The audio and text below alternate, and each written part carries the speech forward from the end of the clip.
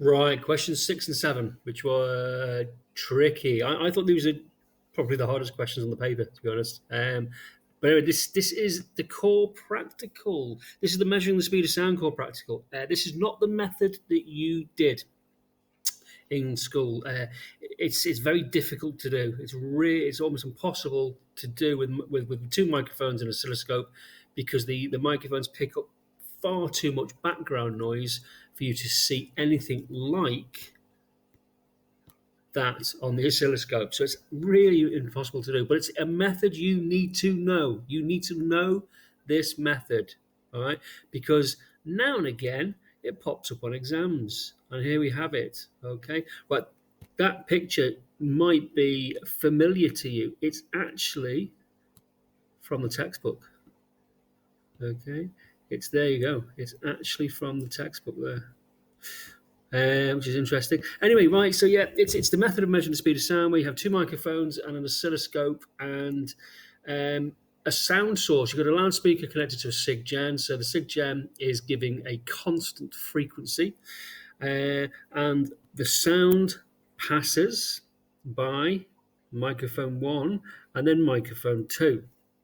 All right. Now, if you remember, you start off with the two microphones together and then you move one microphone away from it. Now, when they're together, these two traces will be completely in phase, won't they? The phase difference will be zero. Now, you move one microphone, you move it away, and then the two traces will go into anti-phase because the two microphones will be half a wavelength apart. You then keep moving until they go back in phase, and the two microphones are then a full wavelength apart. So that's the gist of it. That's the practical in a nutshell. Like I said, the theory is fairly straightforward as long as you know what phase is. It's just really difficult to do in practice, to be honest. But anyway, I thought this took me a while to get my head around this first part. It wants to know if the two microphones are a certain distance apart.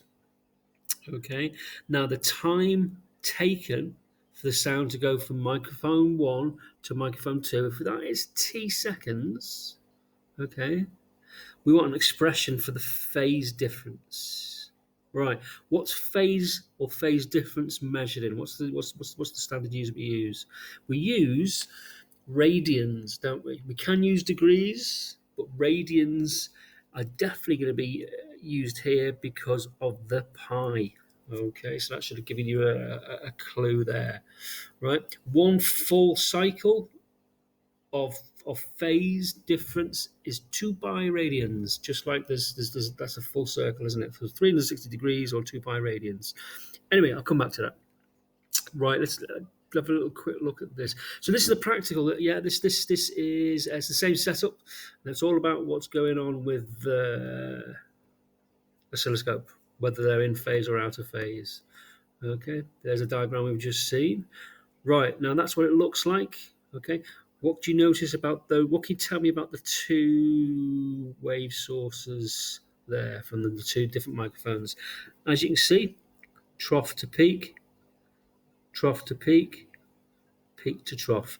Those two waves are in antiphase. The phase difference of there is 180 degrees, or 2 pi divided by 2 pi radians.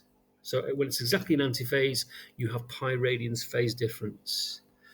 Anyway, there's the question. Right. Let's start at the beginning. We've got the two microphones together. Okay. Right. What is the phase difference there? Right. The phase difference there is 0. Okay. Now the distance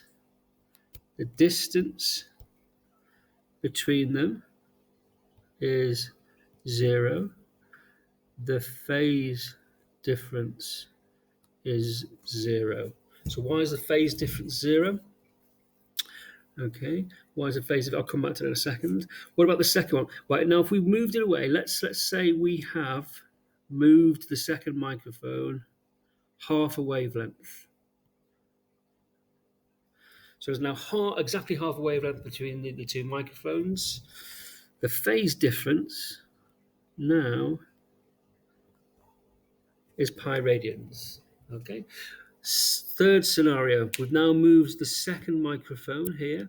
We've moved it until it is a full wavelength.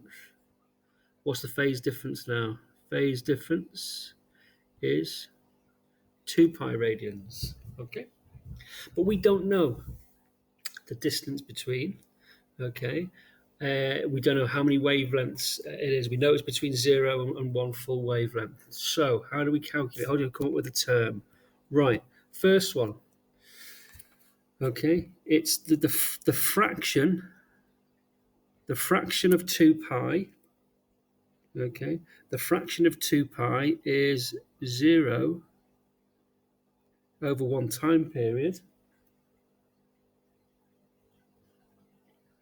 Okay. Multiplied by 2 pi. That's 0 radians. Scenario 2, we're half a wavelength. Okay. The fraction of 2 pi is, well, we've travelled the time between, the time for the sound to go between this one and this one. The time is half a time period. So the fraction of phase is t over 2 over t times 2 pi. So that comes out as pi radians. Now we are a full wavelength here.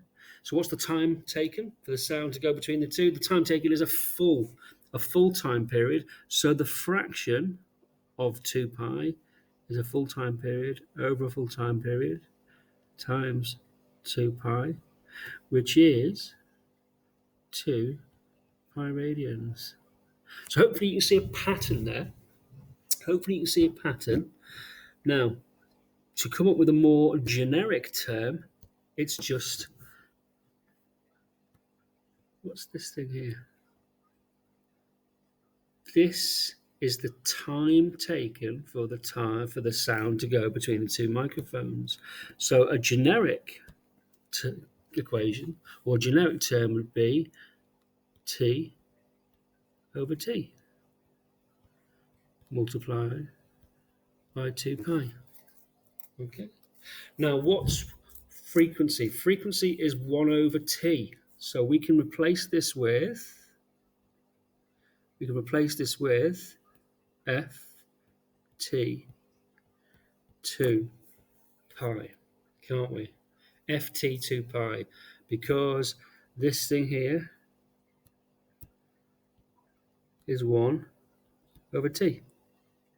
So there you have it. There's the term, ft 2 pi.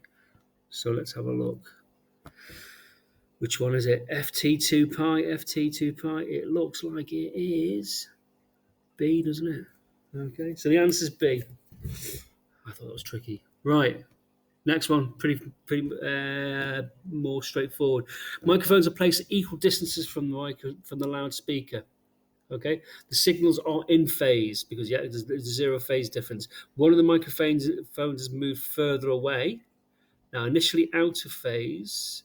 After moving the microphone a distance d, they are back in phase. They go back into phase.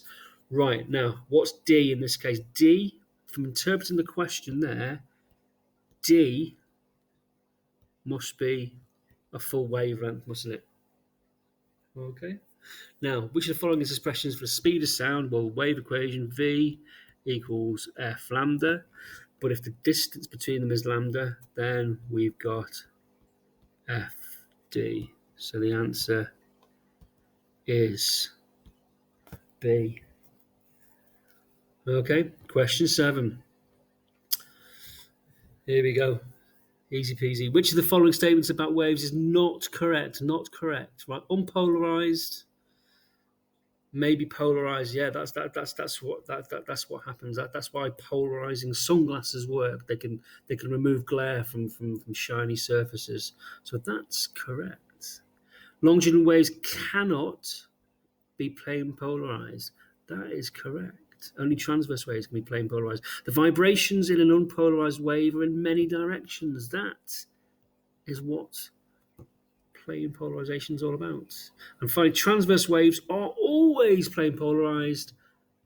No. Sometimes they are, sometimes they're not. So the answer is D. There you have it, guys. Multiple choice, done and dusted. Thank you. Bye.